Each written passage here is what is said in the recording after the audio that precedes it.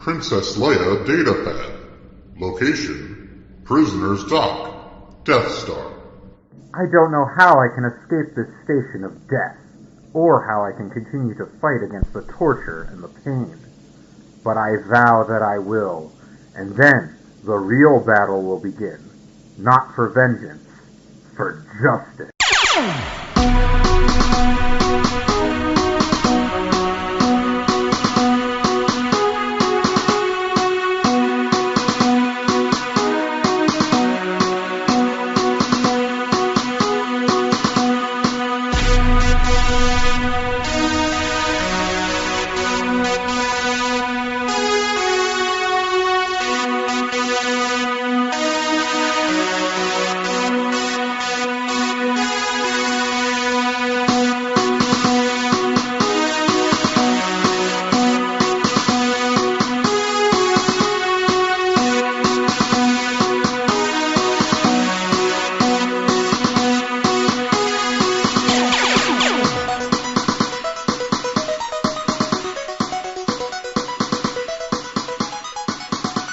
Hello, younglings, and welcome back to the Padawan Library, the galaxy's only Star Wars Junior Novel podcast.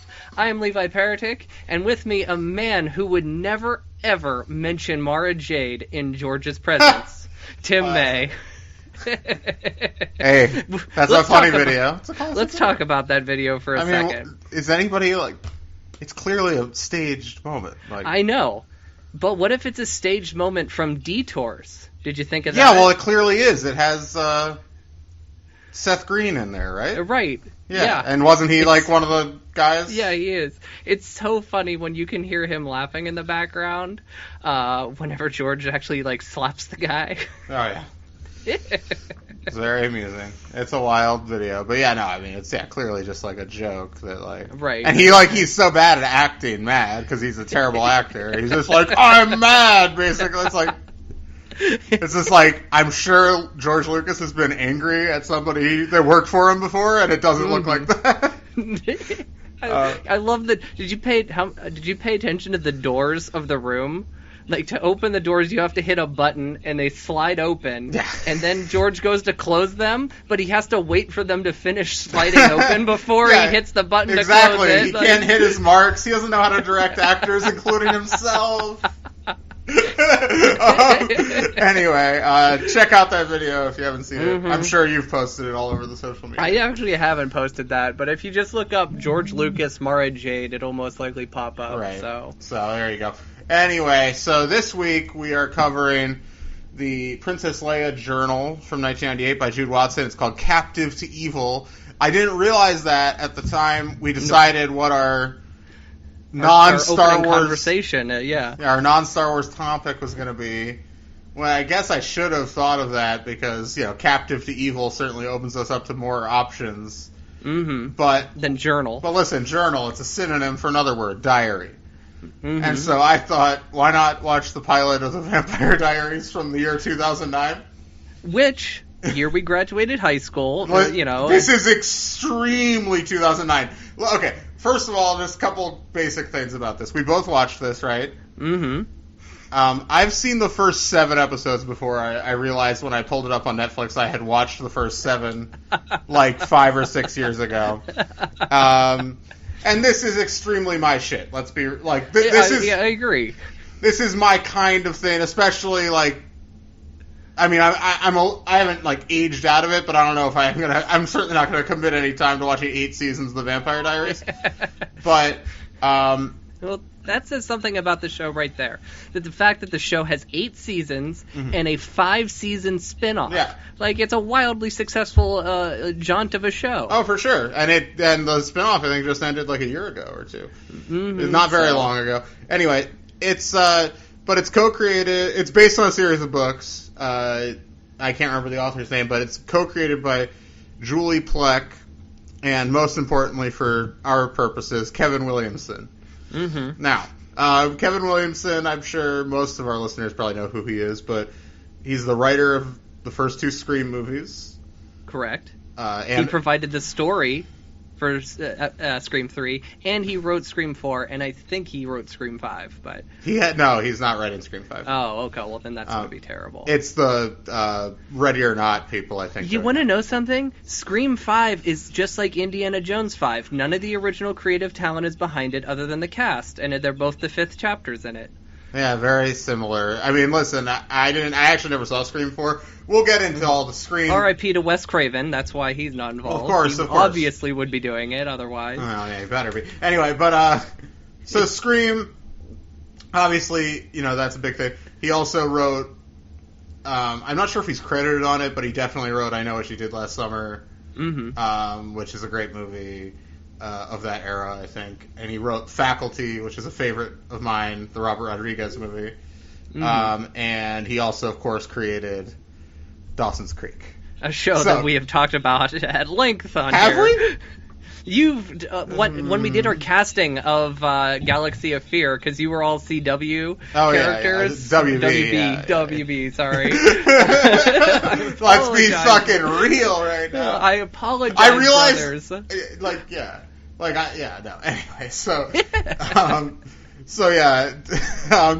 Anyway, but he left Dawson's Creek after the first 2 seasons. He came back to do the finale in 2003, but for the most part, he took much of the 2000s off, other than he wrote Cursed, the Christina Ricci movie? Christina Ricci, Wes Craven werewolf movie, which was quite a cursed production, from what I understand. They had to reshoot it like 2 times or something insane, because Bob Weinstein was just pissed off about something. And that movie, not that good. I think that's his last screenplay credit. It might actually still be his last screenplay credit, because he returned to TV for The Vampire Diaries, which was 4 years after that movie came out, but probably 7 or 8 years after it was shot. So he took most of the 2000s off. He is, to me, a quintessentially late 90s writer. And by the way, that translates very much into this thing from the late 2000s. A lot of the vibe. He has a very distinctive style. He also, of course, wrote and directed Teaching Mrs. Tingle, which, have you seen that movie? No, I'm not familiar. Okay, well, that's the movie with Katie Holmes and some other people that I'm blanking. Oh, Helen Mirren, of course, plays a mean teacher. He is obsessed with the idea of mean teachers. There are mean teachers abound in Kevin Williamson. The mean history teacher. Oh, yeah, I have a quote from him right here. So the main character of The Vampire Diaries, Elena, who is played by Nina Dobrev, who I know mostly from Degrassi. She was on the middle seasons of Degrassi before she did this show. Anyway, so then there's both of her parents died 4 months before the show starts. 4 months before the show begins, both of her parents died. And it's just at the end of the school year it happened. So now summer is over. It's been 4 months. It's the second day back to school. And the teacher says, is asking everybody, a question about some battle, some Civil War battle that took place in the town. And all the kids are getting it wrong, and then he asks Elena, and she's like, I don't know, I'm sorry. And he says, I understood, I had some understanding last year, but your excuses expired over the summer break. What a shitty thing to say to a person for no reason. And listen, that teacher is in a long line of classic Williamson teachers, because Dawson's Creek, the beginning of that show, that starts first of all with a teacher having an affair with Pacey, who's Joshua Jackson's character. So, but that's actually played in a weirdly this is fine way, which is, late 90s, what are you going to do? And then, it was all over the place. It was happening everywhere. All, teachers and students, it was a huge thing at that time. Anyway, but regardless, there's, and there was another teacher in the second season, which he was still working on the show at that point. There's one of the first kind of major gay characters, at least in a teen show, Jack, he writes a poem that he doesn't realize is him coming out. It's a kind of it's like a subconscious thing. He's not like consciously coming out with the poem, but he reads it in front of the class, and like the teacher's just like, "Oh, so you're gay though?" Basically, like like he like outs him in front of everybody, and he's like the biggest dick ever. Like, and like it's I actually like. I don't know if that exactly happened to Kevin Williamson, but I wonder if some horrible thing happened. He had to have had because some bad Kevin teacher Williamson experience. Kevin Williamson is gay, and a lot of the teachers are like very like these like extremely like puritanical figures in his work. You know, I mean, listen, we both love Scream. Like Scream's one of our like one of the great movies I think of the '90s. Like, and I actually. As much as I love Wes Craven, I give Williamson the bulk of the credit on that movie. Like, that's a brilliant idea, and it's a great screenplay, great characters. Like, obviously, I think Craven is certainly the guy who made the best movie out of one of his scripts. Right. And so, but like, and I think he had a very original voice, weirdly, like, amongst, like, even, like, that kind of late 90s period. Like, he's very specific, like, very bitchy, like, super bitchy. Everything, every character is, like, saying things that you're like, I don't know if I don't know about this, but I'm rolling with it, you know what I mean? And, like, for example, her psychic friend, who thinks she's a psychic. She's clearly actually a psychic, but you know, it's kind of just like a teenage, like, ooh, I'm a flighty psychic, you know. But like the world is about to be revealed to be actually supernatural, so whatever. But anyway, she's explaining why she thinks she's psychic. She is like, I predicted Obama and I predicted Heath Ledger. It's like, and this is in 2009. 2009, yeah. And also, a year after. Also, Kevin Williamson created Dawson's Creek, which one of the stars of Dawson's Creek is Michelle Williams, who is the mother of Heath Ledger's child. Right? Like, think about that. I mean, I'm sure he wasn't thinking about that, but it's just, that's insane. Anyway. Not that that's not something a dumb teenager would say. It is, but like still, there's a couple other things I just wanted to point out. Kevin Williamson also is like aging out of really being able to write teenagers convincingly. There's tons of like references that feel like if they're recent references, they feel a couple years behind when it was when this came out, 2009, or they're just like old man references, like Air Supply's greatest hits. No one's making fun of anybody for listening to Air Supply in 2009. Like, none of these kids even know who Air Supply are. Like, I mean, you and I probably know who Air Supply are. I don't know who Air Supply is. You know Air Supply. Just look it up, God. I am writing it down. They're not, like, good, but they're, like, super corny shit. But anyway, like, I get why it's a joke. And then there's also, like, the other thing is, the psychic, she texts Elena in the middle of class when there's the hot vampire student that arrives, and she texts her like a play on Wally, Hawty, HAWT-E. Like, so it's like, this is the most 2008 shit ever. The soundtrack has, like, Kids by MGMT. Oh, it had that cover of that Kate Bush song. Yeah, in yeah, it, I know! Running It had Up That the Hill. placebo cover of Running Up That Hill. Thank you. I have a whole list here. And it had, like, the fourth single off the first Katy Perry album. Like, it was just, like, it was so 2008. And there's, like, at the beginning, like, the opening scene, which is where this couple is driving back from a concert and they get killed by a vampire. Oh, the James Blunt conversation. Yeah, the James Blunt conversation. He's just like, he's exactly like James Blunt. We already have one James Blunt. Which was so funny. First of all, because me and a friend of the show, who will probably never be on the show, Dan, not my brother. Right, we've talked about him before. He and I, huge lovers of James Blunt at the time. And the first James Blunt album, the one with You're Beautiful on it, great, like, soft rock record, just good as hell, I'm just saying. Although again, a little out of date, James Blunt had faded hard by 2009, like, oh yeah. Yeah, like his second album, like, didn't do anything, so, like, I feel like that, like what I'm saying is like recent references were mostly felt very out of touch. Recent references, and the old references felt like things that didn't really survive all the way to 2009 youth culture. I mean, we were actually, I guess, part of youth culture in 2009. Yeah, this is supposed to be our age. This is our freshman year of college, basically, because it's fall 09. So, and listen, some of the stuff, the music, not far off. I mean, like, I remember my dorm, for the entire first semester of college, it was that MGMT album the entire time. So, they got some of the stuff right. It's fine, but it's just like, it's just funny to me. Anyway. And the Fray, it ended on a Fray song. Like, oh my god, the most just like VH1, like hot list type shit.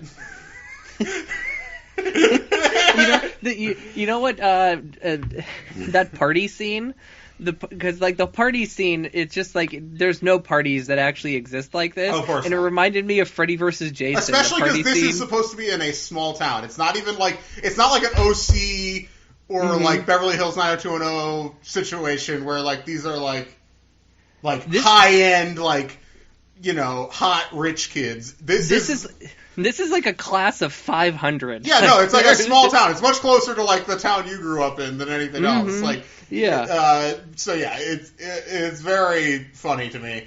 Do I have any other notes here? Oh, Boone. Oh, we got to talk about Boone. Boone as a bad vampire. Yeah. Okay, so if you don't know the very basic premise, it's like there's this girl, Elena, her parents died. There's this vampire named Stefan who's like a good boy, you know, supposedly. An angel type. Angel type or an Edward type from Twilight. It's like closer to Twilight than Buffy, I would say, in terms of vibe.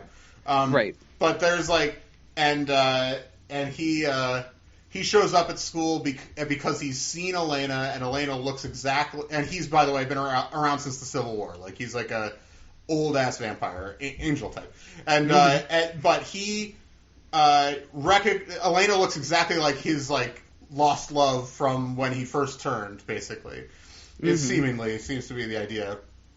And so then his brother, but like that couple at the beginning of the episode that were arguing about James Blunt, they get killed at the beginning of the episode, and the guy that Stefan is living with, who knows he's a vampire, Zach, he thinks it's him that did it, and he's like, "You got to control yourself," and he's like, "I haven't eaten a human in like 20 years or something," and then. But then they figure out that it's Boone from Lost, Ian Somerhalder, who plays Damon, and he's like, he says, you know, haven't seen you in 16 years, and thank God, too, I couldn't take another day of the 90s. Yeah, the grunge. The grunge look was horrible on you, brother. Now, can we talk a little Boone? Just like the character Boone from Boone. Lost? How do you feel about Boone these days? Boone is like a really complex character on Lost because like he's kind of like the one kid in this show who like had the fling with the girl over the summer, and now she doesn't want anything to do with him. In the fact Except that it's his sister, his stepsister, Okay. They grew up together. Yeah. They had a fling, but there was no passion there. It's like the last of these kinds of shows that I ever watched was the first season of The Flash, and that show has such a weird like. They make Barry Allen's like love from the comics Iris, like she's essentially they're like adopted siblings. Like they grew up, like his parents died when he was like 9, and he grew up with her the whole time. They're always trying to push that limit of taboo. I know. They did that in like the 6th season of Dexter when they like truly had no idea what to do with the character anymore. At least Dexter like actually does have like mental problems. But no, they gave his sister the mental problems. He has a he's adopted, and he has a sister he grew up with, and his sister falls in love with him, and it's so terrible. It's so bad. And the worst part was the actress who plays his sister, Jennifer Carpenter. Sure. she was her and Michael C. Hall were married at the time and going through a divorce while they were filming this. So, like, while they were getting a divorce, her character was falling in love with the character. Oh, like, my God. it was such a mess. It was the biggest mess ever. Yeah, I'm sure both of them were delighted by that storyline. Well, Michael C. Hall is an executive producer at that point, so, like, he could have suggested the storyline. Who knows? The executive producer for the star of a show. Like, do you think John Hamm had anything to do with creative decisions on Mad Men? Another issue with the show was, like, it changed. The showrunner left after 4 seasons. Oh, so he probably did have more control. He probably did have some say on what happened. So at that point, because he's the main character, and the next person coming in has to, like, look at him like he's, like you run the place. So, right. Well, but anyway, so Boone, back to Boone, and then Boone goes through that spiritual journey where he hooks Locke, up with Locke, and stuff. all the Locke stuff, of and course, all the Saeed. Boone, if spoilers for Lost if you haven't seen it, but Boone is the first major character to die. Mm-hmm. I can't remember how he dies. It's it's the like they're trying to get the plane, right? And he crashes in the plane. Isn't that what it is? And like not the plane, like the little passenger jet they find. Yeah. Isn't that what it is? That could be. Or is that the next? That's a Mr. Echo thing, isn't it?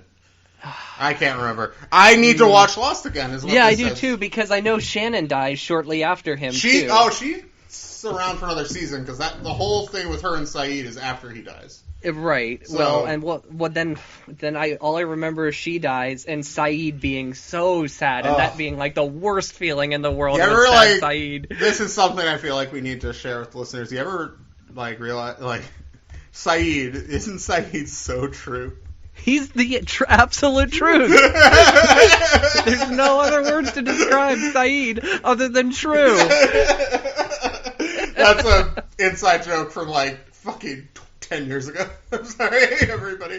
An inside joke that I didn't even invent. It was already invented by the time I watched Lost, and I was just he's so true. Oh, yeah, because I remember, because it was me and our friend Joel. We were up all night just talking about Lost one time. Like, literally talked about nothing else. He had finally watched Lost. I watched it when it was on. And classic Joel. And we just talked about it for like 7 hours straight.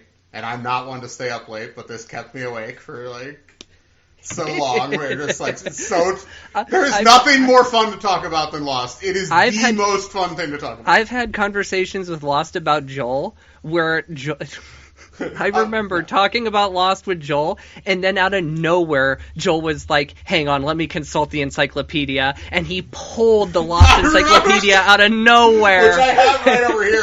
It's kind of too far behind stuff for me to pull it out, but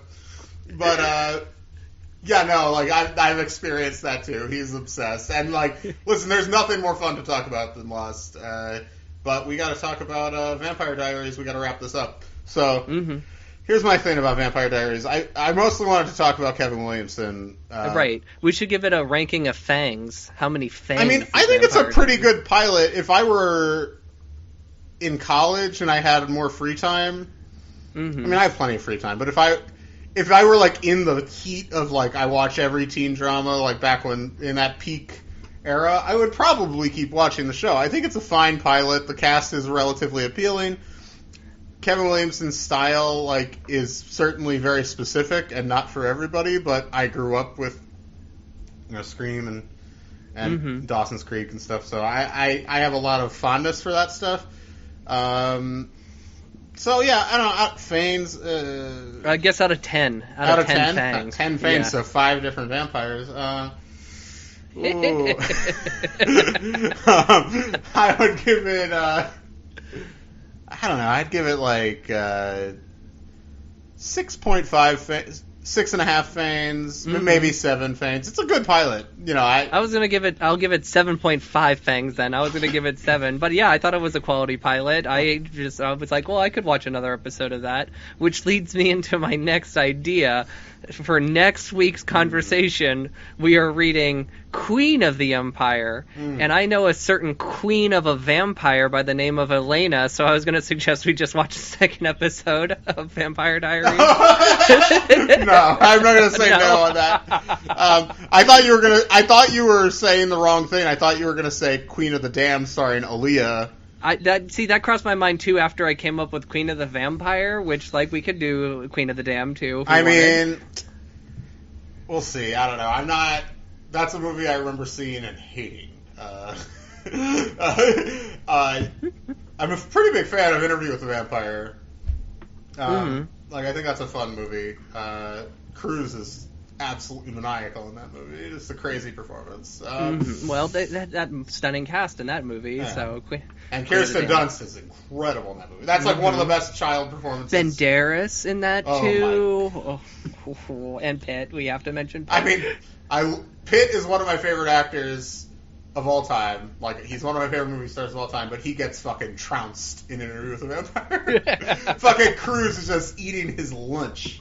Cruise is sucking on his youth. He's just like, I gotta make Mission Impossible next year.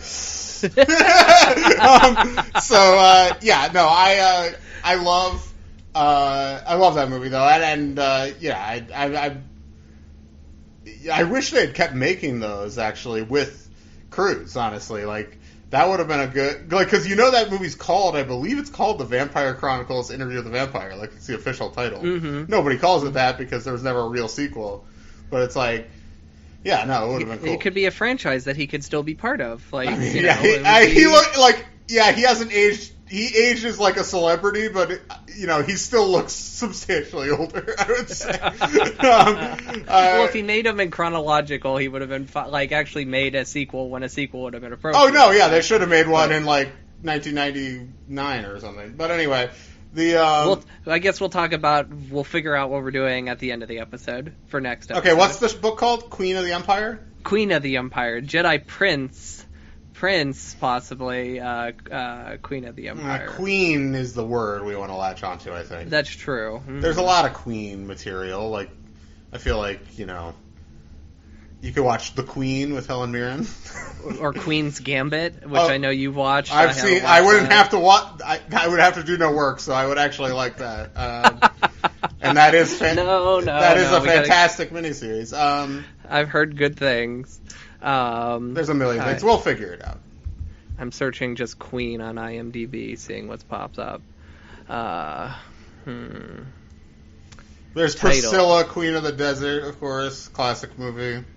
There's what? Blade Runner 2049, aka Queensboro?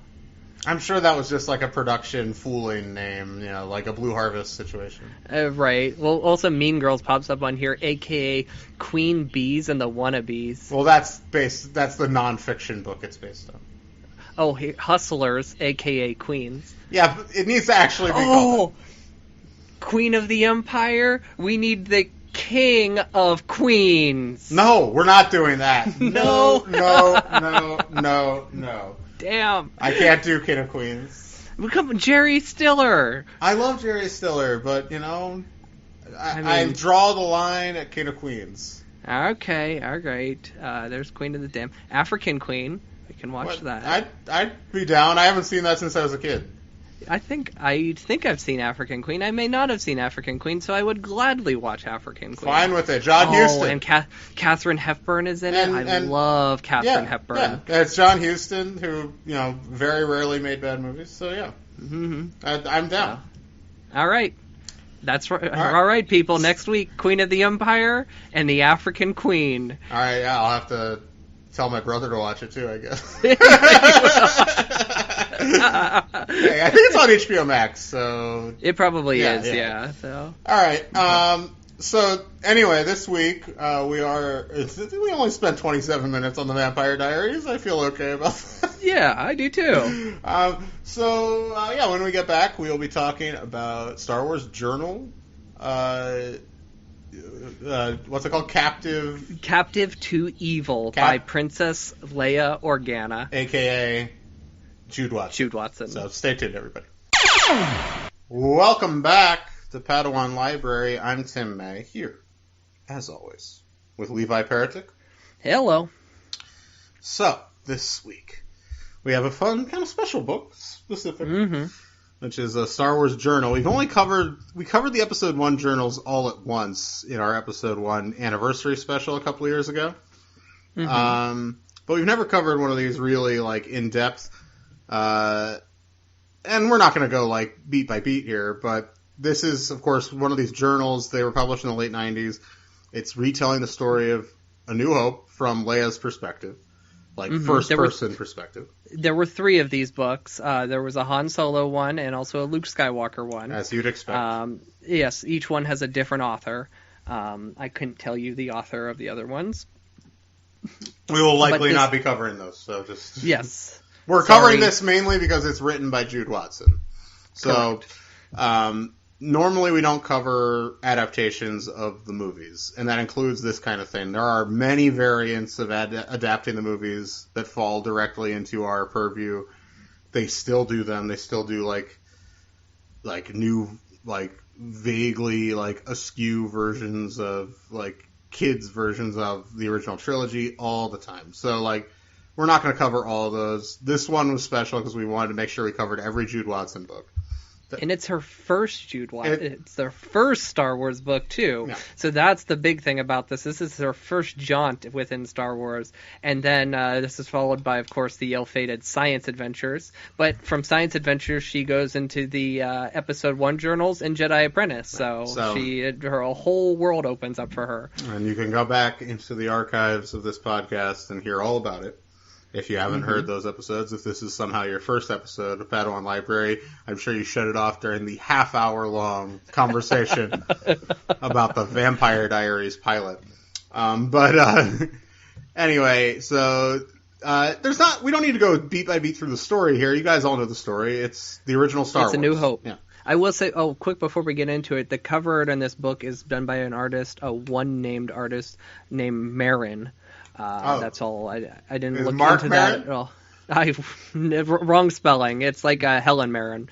Oh, Mirren, like Helen Mirren. Yeah, Mirren, yeah. Okay. Anyway, but this cover here, I don't know if you noticed on this cover, but Alderaan is exploding behind Leia. I also feel like Leia cover. looks older on that cover than... Leia does look... looks like she's like more closer to Return of the Jedi Leia. Mm-hmm. I agree with that. Just with the buns, you know. Yeah, the buns are the buns are kind of lumpy too. Like they're not as straight. I feel like there's a little. I don't know what's going on there. I mean, it's not terrible. It's better than I could ever do. So. Yeah, but although you're a very good Star Wars painter, you know, I hope the fans know that you paint very good Star Wars images. So. Well, you own most of them. I own the entire collection. You know, I'm like a crazy billionaire who has every Picasso. All right. So this book, like we said, we're not going to go into this beat by beat, but the beats that we are going to cover are the beats that aren't in the original beat. There's a couple moments here where Jude gets to create scenes between mostly Leia and Vader. There are a couple scenes, and there's a couple scenes with Han, which I think the Han scenes are very interesting. And I think there's a couple things that are notable here. This is really written like a journal, like she's not just like continuously describing the events that are occurring. Like it has to like essentially be written after the event takes place when she has some downtime. Mm-hmm. It's not written like she's recording it. It's like a voice journal. Yeah, it's like a little data stick that she's got hidden in her belt buckle, is how she explains that she has this. So, like, she records in between scenes. But this gives us some fun little insights. There's a flashback scene where there's this Lord Toon, I would maybe Lord Toon, and he wants to marry Leia, and she gets him to spill the beans on a date about the Death Star, but then she accidentally slips by calling it the Death Star, which is a code name that like nobody would know unless she's a rebel. So she spilled the beans, but then she kills him. Yeah, and she's like, I didn't feel bad about it at all. And you're like, whoa! Yeah, no remorse about killing that guy. I'm like, that kind of like. You know, we love Jude, of course, here, and she obviously grew into all these characters. It feels a little out of character. Not that she would like be beating herself up about it, But the fact that she would actively be like, I didn't give a fuck. Like, you know. Yeah, and I feel like the justification of it comes from the fact that she kills 2 stormtroopers, right. before she's captured on the Tantive 4. But, like, this is before that, so, like, she has already got Imperial blood on her hands at this point. So that's an interesting aspect of this book here. And then, she meets Vader, not the first time she's met Vader apparently, but the first time he was a law follower, but he's not this time. So she's gonna just keep trying to test his patience, is what we learn about her and Vader's relationship. But we also Leia here is portrayed as having feelings, which is obviously the Force and Force sensitivity that she doesn't quite understand. But she gets a feeling that she's so concerned about R2 because R2 has the plans, and she feels somehow when she's in the prison, the galley, not the galley, but the prisoner block, that R2 reaches Obi-Wan Kenobi. She feels a ripple in the Force, you would say. So that's interesting about this book too. You got anything else that you? Yeah, I'm sorry. I'm just pulling up my notes. It's just being a Facebook Messenger. Well, then what about the? Jude Watson on page 28. She names Leia's aunts. She has 3 aunts. Oh yes. They are Tia, Rogue, and Selly. Right. That is. I'm fine with those, I guess. I don't know if that's like in keeping with something that had been established in Legends stuff before 1998. I couldn't tell you, but yeah, I couldn't either. Yeah, a couple things I just wanted to read. I copied and pasted some stuff to send to myself that I wanted to read here. Like, Leia is talking about, and this is actually, I gotta say, something I was really feeling.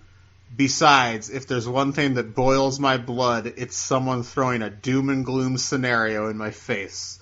It's just like, Leia just doesn't fuck with cynicism. She's like, you know what? Like, you could either whine about it or, like, fucking just, actually try to do anything. Mm-hmm. Which I appreciate. That's Leia. She's got that resolve, man.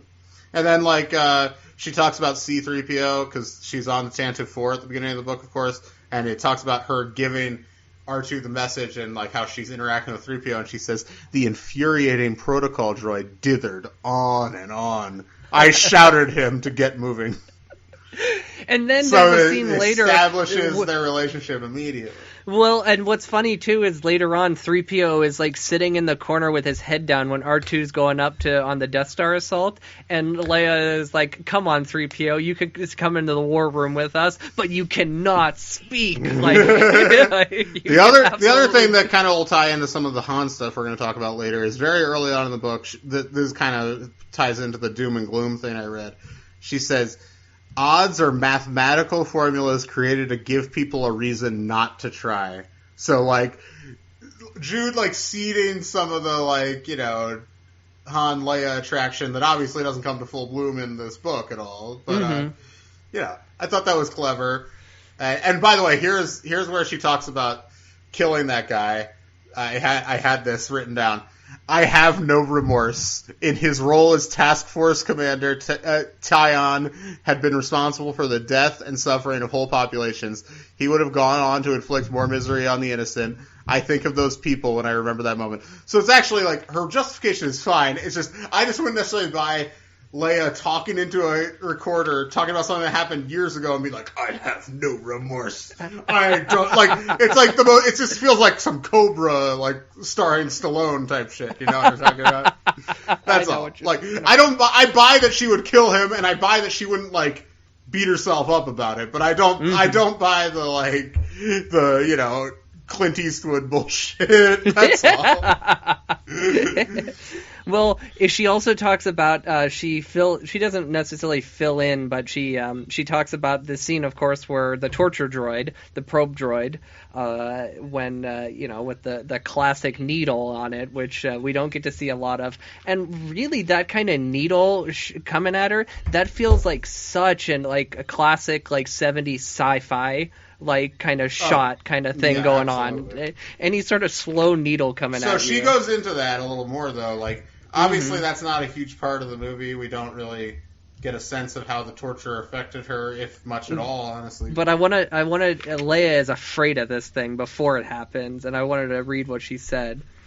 I heard whispers about these droids. Torture devices invented by twisted Imperial minds. It is said that they can deliver unimaginable pain. Pain so intense that it has never been experienced before. Worse than the pain from any disease or wound known in the universe. That is why the Imperials use droids. There is no danger of human mercy entering the picture. Damn. The Imperials are fucked up, man. They are. Fuck you if you like the fucking Empire. Stop listening to our show. Mm-hmm. Just felt like it was necessary to say that. You're on the wrong side of history here, Yeah, probably in more ways than one is what I'm saying. Anyway, I won't go into it. Anyway, so I thought that I did really appreciate these kind of expansions and like, you know, so it's like she doesn't like she reports back essentially after like Alderaan's destroyed. Which I thought was kind of compelling because a chapter would start and she would be like, "Oh fuck! Like they just destroyed my planet," you know. What's interesting in that moment too is the fact that before she sees Alderaan destroyed, we have the after effects of the torture, and she's just like Leia prepares to die because she's just like, "Well, I'm never going to give them the location of the base. I'd rather die than give that to them." And then they take her. She thinks she's going to go for another torture. That's when Tarkin destroys Alderaan, and it's after that point she's like, "I have to live to avenge Alderaan." And it's not avenge, seek justice is what she clarifies. She's like, which I thought was, again, that's to be fair to Jude, what I was talking about earlier with like, I didn't give a fuck, like, about killing that guy. I actually think that shows the growth in her perspective, that it's like, like, obviously she's crushed by this, but like, the motivation can't be vengeance, it has to be like, justice, which is a different thing. So, it's interesting. I thought that, I thought she it was interesting because I didn't feel like it fully captured the voice of the character in the movie, really. But I thought the voice felt very believably like a 19-year-old girl. You know what I mean? Like, that very smart, very like able, you know, and. Which actually, prior to this, is what Jude did prior. She did The Brides of Wildcat County, which is about teenage girls. Of course, so that's why she falls into this so easily. Right. We should, by the way, we need to cover one of her other books at some point. I agree.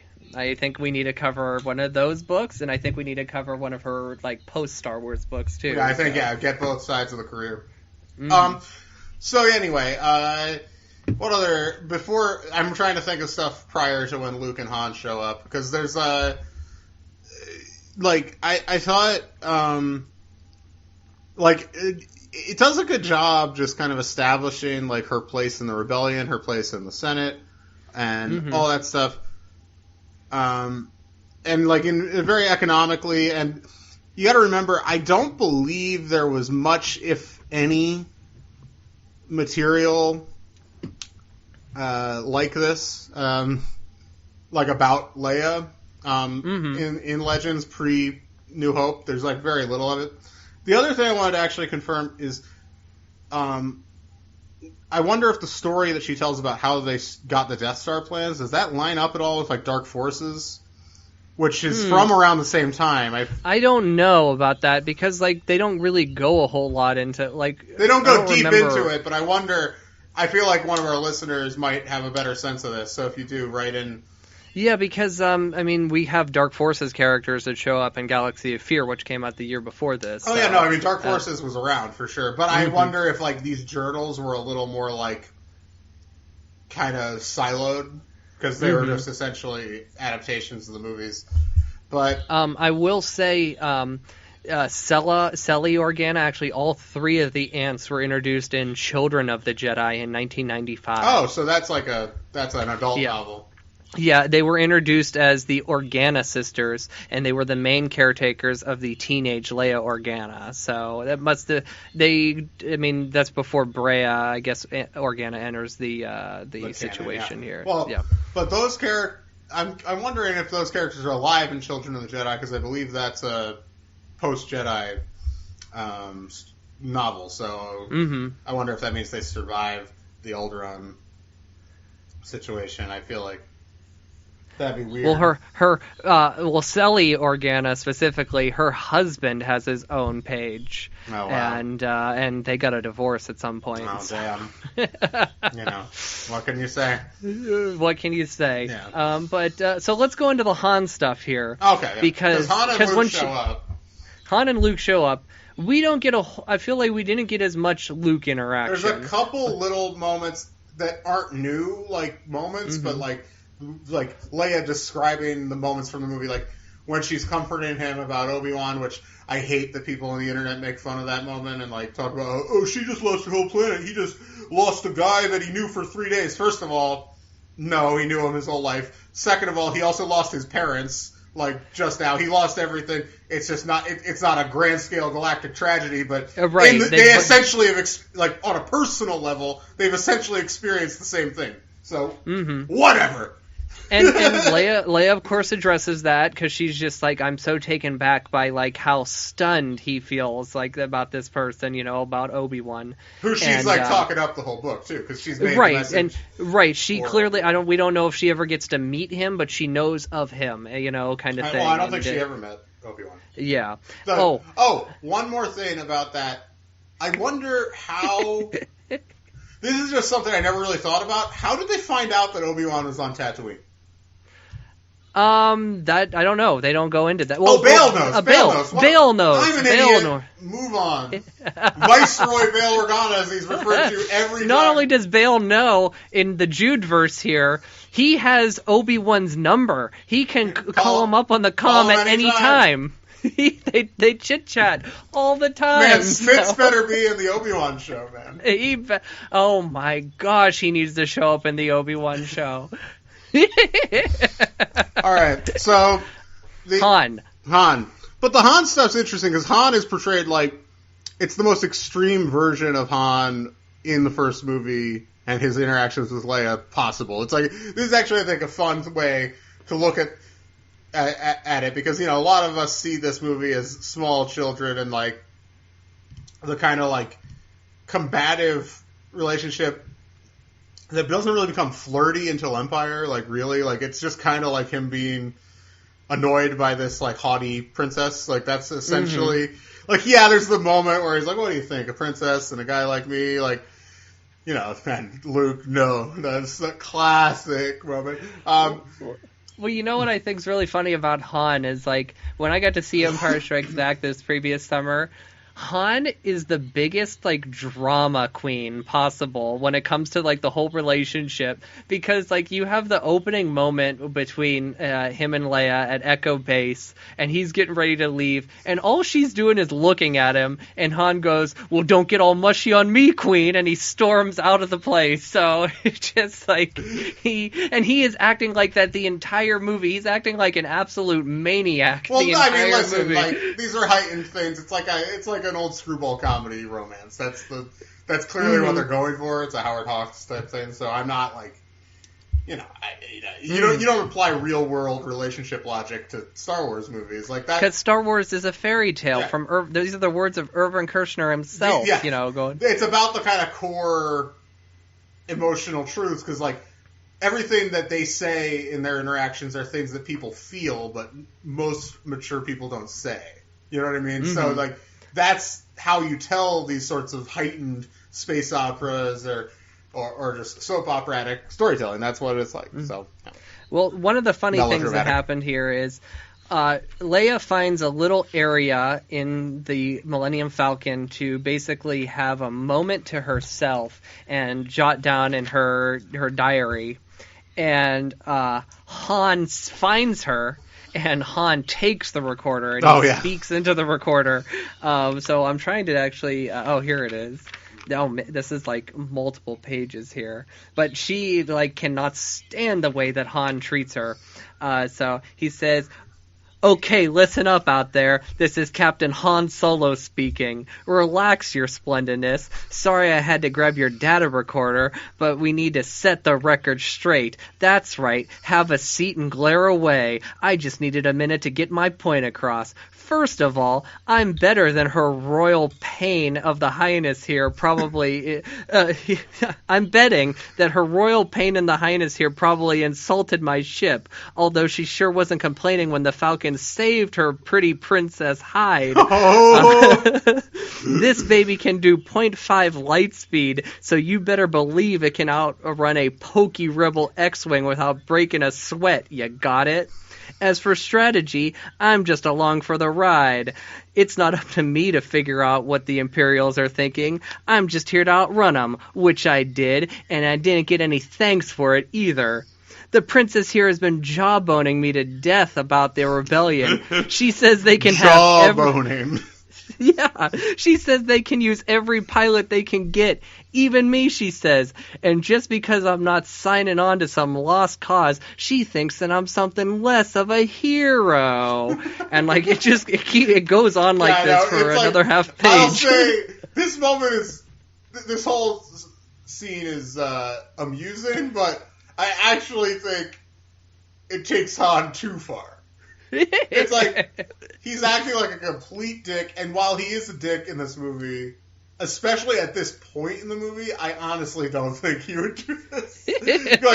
like the moment right after they finally escaped is like the calmest moment. Yeah, they have a little like thing where he's like, "I'm in it for the money," that whole thing is there, and then she storms off, and I assume to record this, and then that's when him and Luke have the, what do you think, a princess and a guy like that? But I like that this moment at least gives, like, if she takes a note from Empire and gives the two of them a chance to be alone on the Falcon together. Not that they are flirtatious at all, but this also sets up our second alone time moment with Han, which is after the Death Star.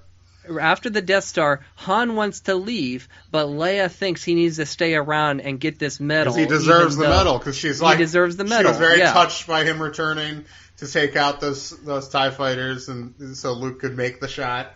And this is where Han reveals he's a good guy, too, to her. Right. This is where they have their moment where she's just like, okay, he's not as much of a scoundrel as I think he is. Yeah, and he winds up... And, like, he literally, like, in this scene, like, he says that he doesn't think he deserves the medal. Like, he thinks the people that died deserve the medal, the pilots that died. So he's like, he's doing this. He doesn't want to come to the ceremony because he's like, Porkins should be there, not me. Porkins, and not Wedge, Biggs, etc. Red leader.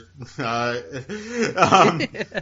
have I not to sidetrack, but I have this moment here where she's talking about Biggs here, and she says, "Red leader just flared out and then disappeared. Another pilot gone. The atmosphere is grim. We can count our time in seconds now. I've started to pace. Luke, Biggs, Wedge, we're going in full throttle. Biggs, Luke, at that speed, will you be able to pull out in time? Luke, it's just like Beggar's Canyon back home. Leia, he sounds so calm, so confident. If anyone can do it, Luke can. I believe that with my whole heart and soul as Luke dives into the trench. Biggs and Wedge drop behind to cover his rear. Luke is at full throttle, bearing down the trench. Wedge is hid and has to pull out. I'm watching the blimp that I know is Vader. It's honing in on Biggs. Not Biggs. No. The X-Wing just exploded. My heart hurts. I had just only met him, but I was fond of Biggs. I remember his cocky salute to me as he climbed into the cockpit. She remembers everyone. She's a great leader. Everybody. A great leader. Here's the thing.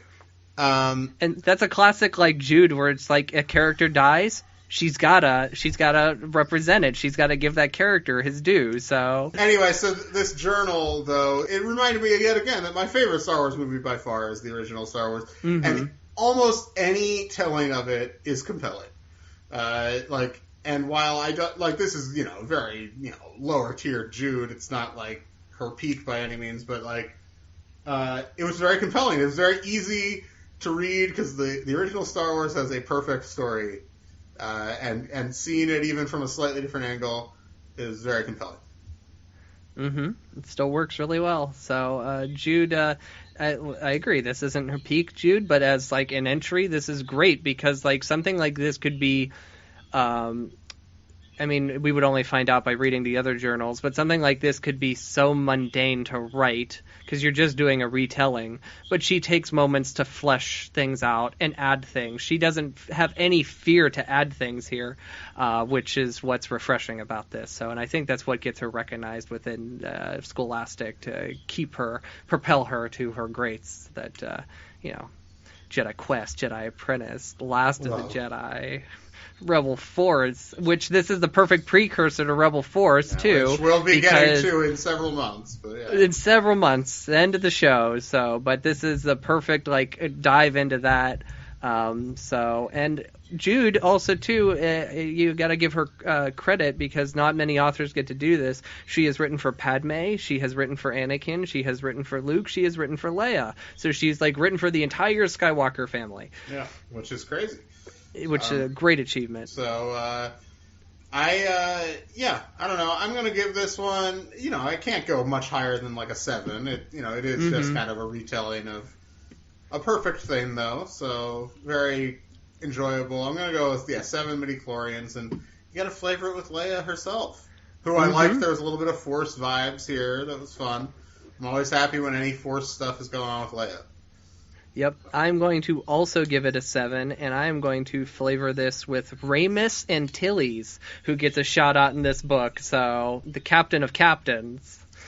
Indeed. So, have we decided what we're going to cover next week? Besides, we're doing Jedi Prince number 5, Queen of the Empire, and we will be reviewing the movie The African Queen, starring Humphrey Bogart and Katharine Hepburn. Yeah. If it's anything like this week, we're going to be like agreeing. Well, no, because Jedi Prince is going to be a whole conversation. Jedi Prince is a whole other thing. Get ready for like a 2-hour episode. We gave the book almost the same rating as we gave the Vampire Diaries. We had 2 very quality stories that we've covered Diaries, this week. So if that's your bag, which for a long time it was my bag, I'm a little less like I have to watch every teen drama these days. I feel like Riverdale killed that for you. I still think about maybe catching up on that sometimes. I'm not as into, frankly, outside of like Buffy, I'm not really as into genre. Buffy and Veronica Mars. I'm not really as into genre high school shit. Like I like the OC, Dawson's Creek, and then of course the really high quality shit, Freaks and Geeks, My So-Called Life. That's kind of my perfect zone. I feel like there's no just straight ahead teen show now. They're all like genre riffs. Because Teen Wolf, Scream, they're all. I mean, those are a little. Those are both franchise like ideas too. So, but Riverdale is Archie and a murder mystery, and I'm like, so I wish there were, and I wish there were more just straightforward teen shows. Also, maybe I'm just I'm in my late 20s. I'm a little out of it, I guess. It's a little further away. And I can't relate to the teens of today, I guess, is probably part of it.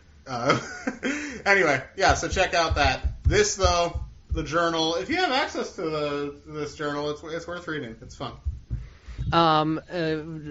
Speaking of Buffy, just real quick, I hear that Anya from Buffy is in WandaVision. She is. Yeah, she is. I saw that. Emma Caulfield. Yeah, I watched those first 2. We don't need to get into it.